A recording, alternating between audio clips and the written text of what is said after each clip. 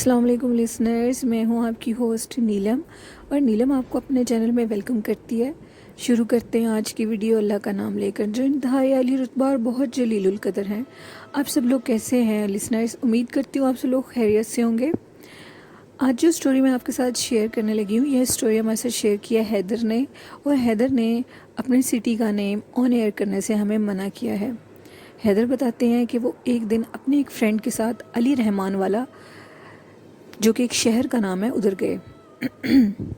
उनके साथ उनका एक दोस्त कामरान भी था।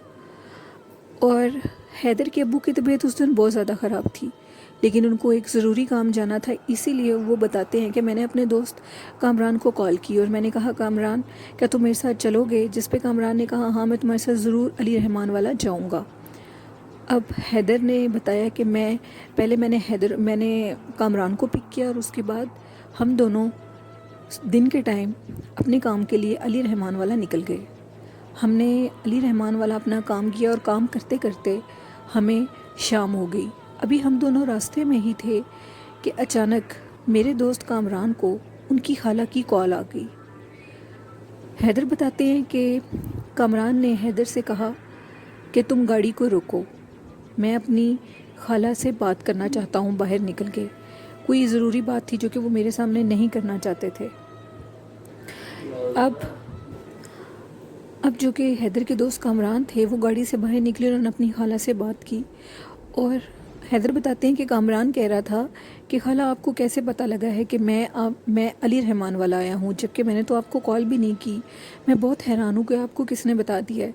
जिस पे कामरान की खाला ने कहा कि देख लो, मुझे पता लग गया है कि तुम इधर आए हुए हो और तुम मुझे मिलकर भी नहीं गए। लेकिन कामरान ने कहा, खाला अब तो मैं काफ़ी आगे निकल आया हूँ। लेकिन खाला के ज़िद करने पे उनको खाला के घर जाना पड़ा।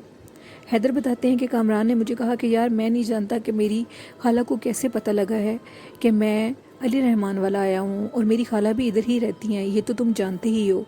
अब बेहतर यही है कि तुम मुझे मेरी खाला के घर उतार दो, वैसे भी शाम होने वाली है और मैं तुम्हारे साथ वापस नहीं जा सकूँगा और अब तुम्हें अकेले ही वापस जाना पड़ेगा। अगर तुम कहते हो तो तुम भी मेरे साथ रुक जाओ। लेकिन हैदर ने उसकी किसी बात का जवाब नहीं दिया और हैदर ने कहा, ठीक है, मैं तुम्हें तुम्हारी खाला के घर उतार देता हूँ। अब हैदर कामरान को लेकर उनकी खाला के घर चले गए। कामरान ने अंदर जाकर अपने खाला से मिला और बताया कि मेरा दोस्त हैदर भी बाहर खड़ा है। जिस पे कामरान की खाला ने कहा कि तुम अपने दोस्त को भी अंदर ले आओ, बहुत ज़्यादा सर्दी है, जिसकी वजह से उसको ठंड लग रही होगी, वो चाय पी ले आकर। अब ये बात कामरान ने हैदर से की और हैदर ने कहा, ठीक है, नेकी और पूछ पूछ, मैं ज़रूर आऊँगा। अब हैदर और कामरान अंदर चले गए। उन्होंने चाय पी और चाय पीते पीते उनको 8 बज गए।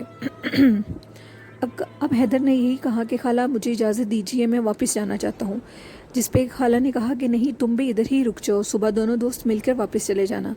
जिस पे हैदर ने कहा कि नहीं, मेरे अब्बू की तबीयत बहुत ज़्यादा ख़राब है और वो मुझे बार बार कॉल कर रहे हैं, मैं अगर इधर रुक गया तो उनको मेडिसिन कौन ला कर देगा।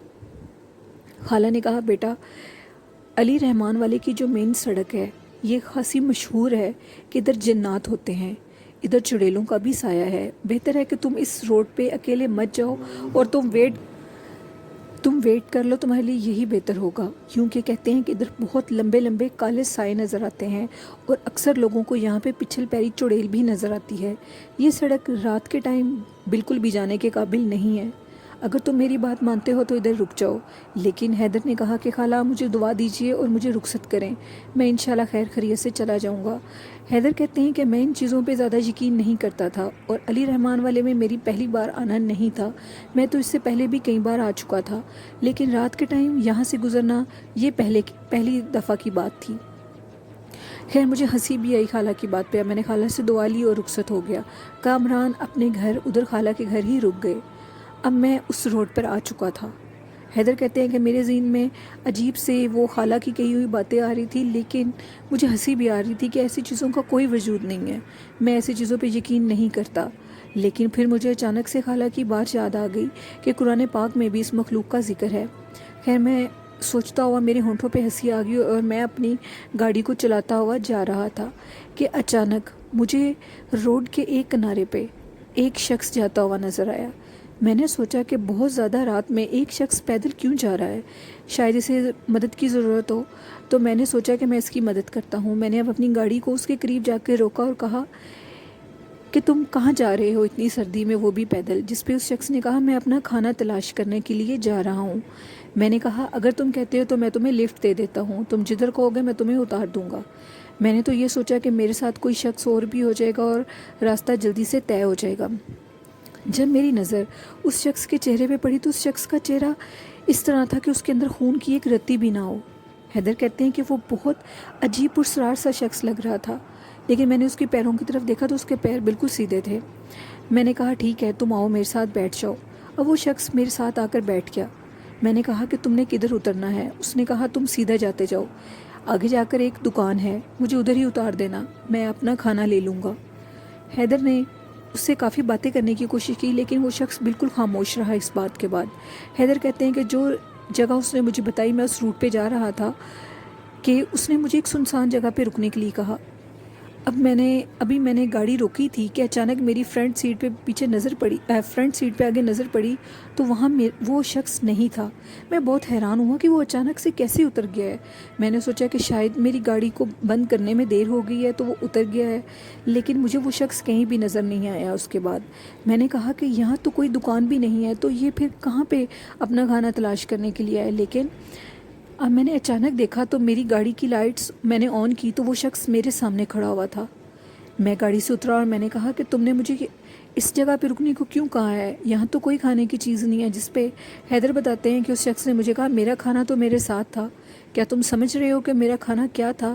میں نے کہا کیا بکواس کر رہے ہو، تمہارا کھانا کیسے تمہارے ساتھ ہے؟ اس نے کہا تم ہی تو ہو میرا کھانا، میں ایک جن ہوں اور اب میں تمہیں زندہ نہیں چھوڑوں گا، میں تمہیں کھا لوں گا۔ میرے منہ میں اس ٹائم سورت ناس ہی پڑھنے کے لیے آئی۔ میں نے اونچا اونچا سورت فلق اور سورت ناس کا ورد شروع کر دیا۔ اب وہ شخص میرے قریب آتا جا رہا تھا اور بڑے خوفناک چہرے سے ہنس رہا تھا۔ اسے دیکھ کر میں بہت خوف زدہ اور میں بھاگتا ہوا اپنی گاڑی کی طرف گیا۔ میں نے گاڑی کا ڈور کھولا اور گاڑی میں جا کر بیٹھ گیا۔ وہ شخص بالکل میرے سامنے تھا، لیکن میری گاڑی سٹارٹ نہیں ہو رہی تھی۔ میں نے درود شریف اور آیت الکرسی کا بھی ورد شروع کر دیا۔ اچانک سے میری گاڑی سٹارٹ ہوئی اور میں اپنی گاڑی کو چلاتا ہوا وہاں سے نکل گیا۔ اب میں کیا دیکھتا ہوں کہ وہ شخص برابر میرے پیچھے بھاگ رہا ہے بہت تیزی سے۔ ایسے معلوم ہو رہا تھا کہ جیسے اس کے جسم کے اوپر کفن ہے، اس کے کپڑے نہیں ہیں جن کپڑوں میں نے اس کو دیکھا تھا۔ حیدر بتاتے ہیں کہ میں بہت زیادہ خوف زدہ ہو گیا۔ واقعی ہی وہ روڈ بہت زیادہ خوفناک تھا۔ اب میں اتنا ڈر چکا تھا کہ مجھ سے گاڑی نہیں چلائی جا رہی تھی۔ لمبے لمبے عجیب و غریب کالے سائے گاڑی کا تعاقب کر رہے تھے۔ میں بھاگتا ہوا میں نے گاڑی کو تیز بھگانا شروع کر دیا، اور جیسے ہی میں اپنے گھر کے آگے رکا تو میں کیا دیکھتا ہوں کہ اب وہ سائے گاڑی کے پیچھے نہیں تھے۔ میں نے جلدی سے اپنے گھر کی بیل دی اور میری امی نے دروازہ کھولا۔ میں نے گاڑی اندر کھڑی کی۔ جیسے ہی میں نے گاڑی اندر کھڑی کی میں دروازے سے باہر نکلا گاڑی کے تو میں بے ہوش ہونے لگا۔ میری امی نے ابو کو آواز دی اور وہ دونوں مجھے سہارا دیتے ہوئے اندر لے گئے۔ جیسے ہی میں اندر گیا میں بے ہوش ہو چکا تھا، مجھے ہوش نہیں تھی۔ وہ اتنا خوفناک منظر تھا جو میں نے اپنی آنکھوں سے دیکھا کہ مجھے ہوش ہی نہیں رہی اور مجھے سمجھ نہیں آ رہی تھی کہ میں کیا کروں۔ صبح جب مجھے ہوش آئی تو میں نے یہ ساری بات اپنے دوست کامران کو بھی بتائی اور اپنی امی کو بھی بتائی۔ انہوں نے کہا اللہ کا شکر ہے کہ تم بچ گئے ہو، دوبارہ ایسی غلطی مت کرنا۔ اگر بڑے کسی بات سے منع کرتے ہیں تو وہ ٹھیک ہی کہتے ہیں، تمہاری زندگی بڑی ہوئی تھی تو تم بچ گئے ہو، دوبارہ اس روڈ سے اکیلے کبھی بھی نہ آنا۔ کہتے ہیں کہ اس روڈ پہ اکثر ایک عورت بھی لوگوں کو روکتی ہے اور وہ لفٹ مانگتی ہے۔ سردیوں میں یہ چیزیں بہت زیادہ ان کو نظر آتی ہیں اور گرمی کے دوپہر میں بھی یہ چیزیں بہت زیادہ نظر آتی ہیں۔ حیدر کہتے ہیں کہ میں نے توبہ کر لی ہے کہ میں آج کے بعد اس روڈ سے بالکل بھی نہیں جاؤں گا۔ ابھی میں علی رحمان والا جاتا ہوں، لیکن اپنے کام کو جلدی ختم کر کے میں واپس آ جاتا ہوں۔ حیدر کہتے ہیں کہ وہ ایک سنسان روڈ کا جن یا بھوت تھا جو کہ بہت خوفناک تھا۔ میں نے توبہ کر لی ہے کہ میں آئندہ ایسی غلطی نہیں کروں گا۔ اگر میری جگہ کوئی اور کمزور دل کا شخص ہوتا تو اس کو ہارٹ اٹیک آ جاتا۔ جتنا وہ خوفناک تھا، اور جیسے اس نے مجھے کہا کہ میرا کھانا تم ہی تھے، میں ان لفظوں کو کبھی بھی نہیں بھول سکتا۔ آج بھی وہ لفظ میرے کانوں میں گونجتے ہیں۔ تھینک یو حیدر، آپ نے اپنی سٹوری ہمارے ساتھ شیئر کی، اور بڑھتے ہیں ایک اور خوفناک سٹوری کی طرف۔ یہ سٹوری ہمارے ساتھ شیئر کیا وجاہت بتاتے ہیں کہ جس گھر میں رہتے ہیں اس گھر میں بہت سخت عذاب ہے، اور کہتے ہیں کہ ہم سے پہلے جو لوگ ادھر رہتے تھے ان کا ایک شخص تھا جو کہ جادو ٹونا کرتا تھا، اور وہ جادو کے ذریعے اپنے موکلات کو حاضر کرتا تھا، اور ہم سے آنے سے پہلے اس گھر کو توڑ کر نیا بنایا گیا تھا، لیکن اب بھی وہ جنات ہمیں بہت زیادہ تنگ کرتے ہیں اور نظر آتے ہیں۔ ایک لمبے قد کا شخص جو اکثر ہمارے سٹنگ ایریا میں بیٹھا ہوا ہوتا ہے، وہ بھی رات کے ٹائم جب ہم آگے بڑھ کے دیکھتے ہیں تو وہ غائب ہو جاتا ہے۔ اکثر اس شخص کا گھر میں چلنا نظر آتا ہے، اور جب ہم آگے بڑھ کے دیکھتے ہیں تو وہ چیز غائب ہو جاتی ہے۔ وجاہت بتاتے ہیں کہ ہاں، اب ہم چاہتے ہیں کہ ہم اس گھر کو چھوڑ دیں، کیونکہ اس گھر میں وہ چیزیں بہت زیادہ نظر آتی ہیں۔ کبھی وہ ان کے کہکے لگانے کی آوازیں آتی ہیں، کبھی وہ ہمیں آوازیں دیتے ہیں، کیونکہ وجاہت بتاتے ہیں کہ ان کی جو چھوٹی بہن ہے وہ بہت زیادہ ڈرتی ہیں، اور ان کے اوپر ان چیزوں کا اثر بھی ہو گیا ہے۔ وہ یہی چاہتے ہیں کہ ہم اس گھر کو چھوڑ دیں، اور جلد ہی ہم اس گھر کو چھوڑ جائیں گے، کیونکہ وہ چیزیں بہت زیادہ خوفناک ہیں۔ اگر ہم چھت پہ جائیں تو اکثر ایک شخص آگے کھڑا ہوا ہوتا ہے، اور کبھی وہ ہم لوگوں کی چھت کے اوپر ایک واش روم ہے، کبھی اس کے اندر جاتا ہوا نظر آتا ہے، اور کبھی سیڑھیوں میں بھی بیٹھا ہوا نظر آتا ہے۔ میری امی بتاتی ہیں کہ ایک دن میں وجاہت کو آوازیں دے رہی تھی، میں نے کہا وجاہت نیچے آؤ، لیکن وجاہت مجھے اوپر نظر آ رہا تھا، میری بات کا جواب نہیں دے رہا تھا۔ لیکن جیسے ہی دروازہ نوک ہوا، میں نے باہر جا کر دروازہ کھولا تو وجاہت باہر سے آیا، اور میں نے اوپر دیکھا تو اوپر کوئی نہیں تھا۔ میری امی کہتی ہیں کہ میں سمجھ چکی تھی کہ یہ اس مخلوق کی ہی حرکت ہے، وہ چیز بہت زیادہ ورس ہے اور بہت زیادہ تنگ کرتی ہے۔ میری امی بہت زیادہ ڈرتی ہیں، اور میری بہن بھی۔